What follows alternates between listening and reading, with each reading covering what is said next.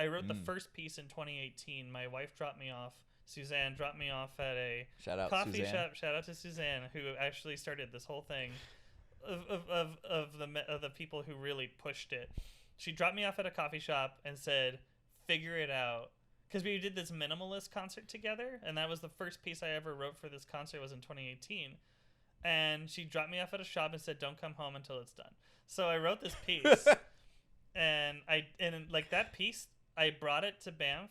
People really responded to it. Next year, I go to Banff to write the rest of the album. Okay. And I wrote the whole thing in the mountains in 2 weeks. I wrote this entire piece in 2019, and then the pandemic happened, and I took time to really process and think. And what I was doing during the quarantine, I produced an album, which is the Cafe at the End of the World, which I saw. And it's on Spotify. Yeah, give it a listen. Please. If you're looking for something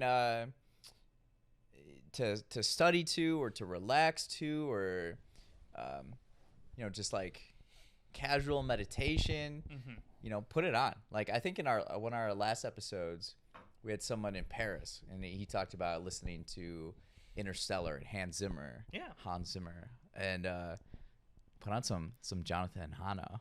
Hey, thank you.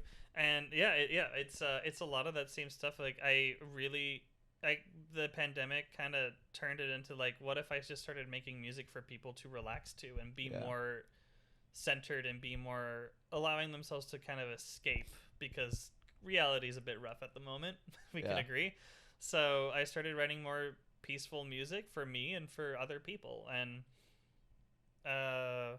eventually, during COVID, I started recording my improvisations. I still ran my series, but I would just stream it over Twitch. And then I picked up some nicer microphones, started collecting clips. Okay.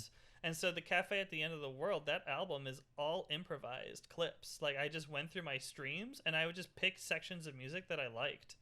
And then I would just take those clips, and then I would take it into Logic, and I manipulated them and did electronic stuff with it. So I was like, oh, I can time stretch this. I can add reverb here. I would just do fun things with it. So it was a really just fun, freeing project for me to do, which eventually culminated in an album. I was like, oh, I have an album. Might as well put it out.